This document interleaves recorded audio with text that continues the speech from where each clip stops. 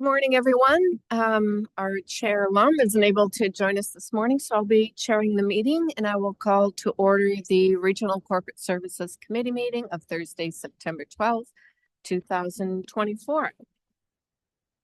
And before we get started, I'd like to do a land acknowledgement by recognizing the area that we call the Fraser Valley Regional District has been home to the Nlakupma, and I should practice this before, and St'át'imc, Stolo, and St'át'imc people for generations. There are 31 communities with reserved lands in the FERD's jurisdiction and as many as 69 groups with interest in the area.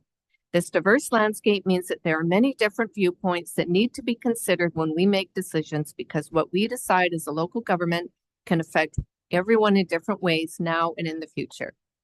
So as part of our collective responsibility, I commit that we continually examine the work we do to ensure that our projects, plans, initiatives, and discussions are guided by the principles of inclusion, collaboration, and reconciliation today and in the future. All right. So we will move on to approval of the addenda and late items. And Chair Ross, I just would like to ask if the committee would consider removing item 7.1.3 pending further discussions for the applicant to consult with the City of Chilliwack. Right, thank you. I did see that email. Thanks for the reminder. Do we have a seconder? Seconded, all in favor? Motion's carried. Okay, so item 4.1 is the draft Regional and Corporate Services Committee meeting minutes of July 11th, 2024. So moved, Madam Chair. Moved by Director Fascio, seconded by Director Smith. All in favor? No one opposed. Motion's carried. Next item. 5.1 is the Human Resources Committee Terms of Reference update. Moved by Director Popov. Do we have a seconder? Director Spatesy. Do we have any comments or questions? No? All in favor of the motion? It's carried. Next item. Item 6.1 is Financial Plan 2024 to 2028 Amendment for September. Okay. Comments, questions, motions?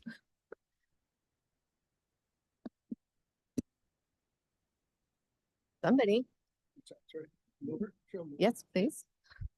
There wasn't a staff presentation on this, was there? Nope, just looking for a mover and a second. Okay, moved by Director Popov, second by Director Mahonic. All in favor? Motion's carried. Sorry, I didn't ask for discussion. Any comments or questions on that? Didn't sound like it. All right, moving on. 7.1.1 is Local Government Climate Action Program 2023 reporting. It's an information item, but we're happy to answer any questions. Any questions? No? All right, next item. 7.1.2 is Community Radon Testing Results and Next Steps. So moved, Madam Chair. Do we have mover on that one? Oh, yes. Sorry, yes, we do. Sorry, thank you, Director Fascio. And we had a seconder, Director Horn. Director Dixon? Thank you. Well, I'm, interested in this and do support it. I believe I read, sorry, I just managed to close my agenda, that of the 500 radon detectors we purchased last year, looks like just a little bit over half of them were returned. And so we don't have that data anyway, I guess, or is that would be my understanding. And is there something we can do to try and avoid that? I mean, this is a lot of money that we're spending, and the purpose, I think, is so that we can get the actual information to see what's going on in our areas as far as radon, and if we don't get half of them back, it's an expense and it's not helping us gather the data. Sure, we'll just go ahead and have Lance Lilly respond to that question. Hey, good morning. Thank you. Through the chair to Director Dixon. I think it's an excellent suggestion. We did provide last year some reminders for people to return their test kits. This is the time we were conveying those messages. We were also getting from BC Lung, Take Action on Radon, and some of the other partners on these, and we were passing those along. I think we can do that. I think we'll definitely do that again, and we probably need to be more aggressive this time, seeing that these results, roughly 50% of the test results coming back in. You're right. That's not a great turnout. We want more. Maybe we'll have to charge a deposit. Thank you. Director Horn?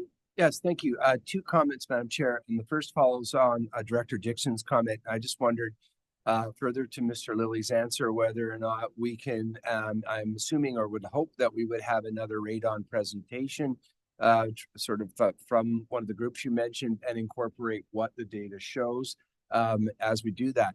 And the second one is, I know that the Fraser Valley Regional Library has a lending program of radon detection devices that are usable multiple times and that have a little bit more wholesome data from what I understand. Did staff consider, or should we be considering, whether we're giving a little bit of money to the regional library to enhance the supply of those devices, given the fact that they seem to have a lot more utility and they're not just one-time disposable devices? I thank you through the chair. We really support the local library system to have those test kits. I think it is a great asset to the community. So far, they haven't reached out to us looking for funding or support for them. The downside for those, and the reason why we're supporting these 90-day test kits, the 90-day test kits do have more accuracy than the ones the library has. And the test kits have the data being sent to the health authorities.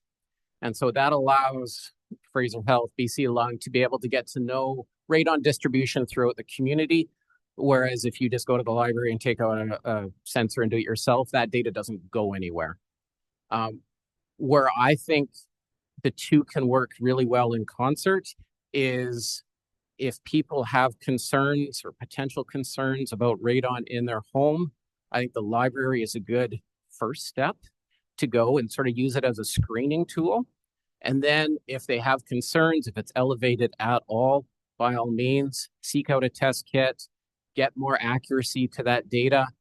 That way, not only the health authorities have it, but that covers, there's medical provisions for folks who have high elevated levels, allows cancer screening, but it can only be based on use of these 90-day test kits. Thank you so much. Great answer. And I'm just hoping that our communications kind of coordinate all of these components, but fantastic. Thank you. Thank you. Anyone else? No. All right. Call the question. Did we have a mover and a seconder? We did. Yes. Okay. I thought so. All in favor? None opposed? Motion's carried. And Moving down to reports by directors. any reports by directors? Director Spatesy and then Director Smith. Okay, thank you.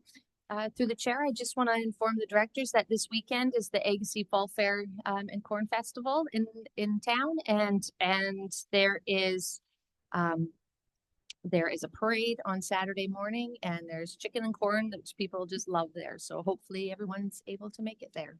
Thank you. Sounds great. Thank you. Director Smith. Just want to bring up the fact that I hope we're doing the virtual doctor. We're starting a test. It's just a test run up there. And so we had a few people came back that they are not laying off doctors. Doctors are still there. This is additional. So I talked to Dr. Grover there the other night we had 30 patients. He's on by himself. So what they do is they will go to the virtual doctor because maybe it's your child that has a temperature. There'll be a nurse there. They get diagnosed, get prescription, and go home instead of waiting 3 or 4 hours. They're just trying to take stress off everybody there. And so we're looking forward to results that we can share with the rest of our hospitals. And everybody's looking for just trying to make it a better visit to the hospital and everything. So they're not laying off doctors and hope, just so they know that. Thank you. Anyone else? Director Johnson. Thank you, Chair. Just some good news, actually. We didn't have to deal with wildfires in Area A this summer, and also pleased that the predicted flood from the Chilcotin slide did not affect us. Well, I mean, slightly, but not the predicted flooding, and especially good news for Hope, I guess, because they're much lower. we weren't concerned about any of our properties per se, but if the 20-meter rise that they had predicted ever reached the top pillar of the North Bend Bridge, well, the bridge between North Bend and Boston Bar, then they would have to shut that bridge down because the force of the water could very easily just wash the bridge right off its pillars. So there were some residents that were anxious about that, but I have to say that CP Rail, Mike Vecchio, I know the government had their geotechs out there and doing studies and whatnot, but they actually went up in a helicopter with their geotechs and reported back to me a day ahead of government saying anything. And he said, well, never say never, but he was very confident that there wasn't going to be any major concerns and that all of their trestles and bridges and that the structures were going to be safe. And as far as our bridge, that is key to their operations because it transports their people back and forth. Anyway, I do really appreciate he's very communicative and interested in our community. And so, yeah, I was able to let the residents know that they could sleep soundly. And then a few months back, I think I mentioned about trying to get Fraser Health to coordinate with Northern Health and have their bus from Prince George stop and pick up patients in Boston Bar that would need transportation to Vancouver or the Lower Mainland for specialist appointments. And yesterday I just got a letter from an email from Jackie Taggart saying that Northern Health is happy to stop in Boston Bar and has provided a link for me to share with residents, and they would set that up with their doctors. And anyway, I just was really pleased to see that come to fruition. So thank you. Good news.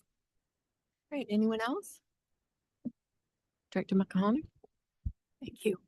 So many of you know that residents in the Chilliwack River Valley that were impacted by the 2021 atmospheric river event were denied assistance from the government.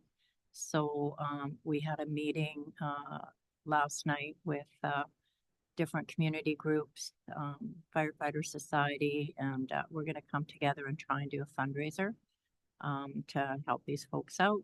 And then we're also, as you know, bringing forward resolutions to help people in the future possibly. So we're doing that. And then we're having a small community event on Saturday at Thompson Park with music, food, and tables with information.